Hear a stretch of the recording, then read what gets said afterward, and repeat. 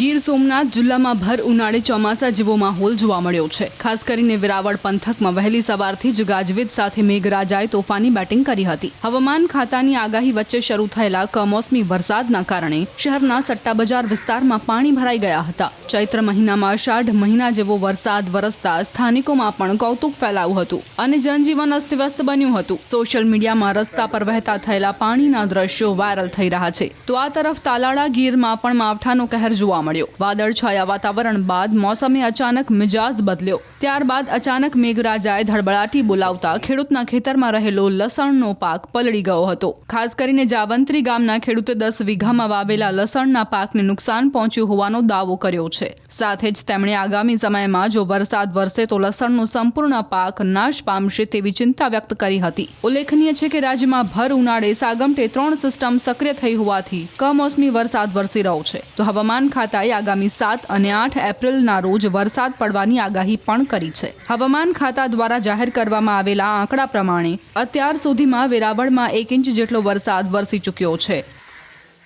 ફરી એક વખત ગીર સોમનાથ જિલ્લાની અંદર વરસેલા કમોસમી વરસાદે તારાજી સર્જી છે અને ખેડૂતોને મોંમાં આવેલો કોળિયો છીનવાઈ ગયો હોય તે પ્રકારના દ્રશ્યો છે તે પણ સામે આવી રહ્યા છે। હું સીધા આપને દ્રશ્ય બતાવીશ કે આ જે ખેડૂતનો પાક છે કે જે અડદ અને મગનું વાવેતર કર્યું હોય તેમના ઉપર કમોસમી વરસાદ પડવાને કારણે હવે આ અડદ મગ છે તેમના રોગ જીવાતો આવવાનો ડર છે। તો સાથે સાથે એક આશ્ચર્યચકિત કરી શકે તેવા દ્રશ્યો પણ સામે આવી રહ્યા છે, કારણ કે ગીર પંથકની અંદર બહુ ઓછા ભાગે ખેડૂતો છે તે લસણનું પાકનું વાવેતર કરતા હોય છે, પરંતુ આ ગીર પંથકનું આ જાવંત્રી અને પાણીકોઠા ગામ છે ને અહીંયા ખાતે ખેડૂતે 10 વીઘાના પાક છે તેમનું વાવેતર કર્યું હતું, લસણના પાકનું વાવેતર કર્યું હતું, પરંતુ આ લસણના પાક છે તે હાલ કમોસમી વરસાદ જે વહેલી સવારે ગીર પંથકની અંદર વરસ્યો હતો અને તેમની અંદર આ સંપૂર્ણ પાક છે તે નાશ પામ્યો છે। જોઈ શકાય છે આ પાકની અંદર જે કમોસમી વરસાદ વરસ્યો છે, અચાનક આવેલો જે કમોસમી વરસાદે છે એ ખેડૂતની કમર તોડી નાખી છે। ત્યારે આપણી સાથે ખેડૂત છે તેઓની સાથે વાત કરીશું કે અંદાજે કેટલું નુકસાન છે, કેટલા વીઘાનો પાક હતો અને હવે આ લસણનું શું કરવાનું। આપનું નામ અને આ લસણની અંદર કેવું કઈ રીતે નુકસાન થયું? લસણની અંદર બધું લસણ 10 વીઘાનું નુકસાની પૂરેપૂરી વહી ગઈ। કઈ રીતે? પલળી ગયો વરસાદના કારણે।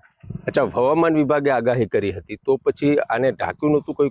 કોઈ વસ્તુ થયા વારો જ ન, પવને બધું ઉડાડી દીધું। ઢાંકેલું હતું ઉડી ગયું, પવન પહેલા આવ્યો ને પછી વરસાદ આવ્યો। કેટલા વાગે વરસાદ હતો, કેવું હતું વરસાદ? 4 વાગે પવન બહુ આવ્યો ને 4 પછી વરસાદ આવ્યો। અચ્છા, હવે આ પાણીમાં પલળી ગયું છે તો આમાં કઈ રીતે કેટલું નુકસાન છે? નુકસાન આમાં 80% 70% નુકસાન થશે। 70-80% નુકસાની લસણ બધું ફેલ થાય।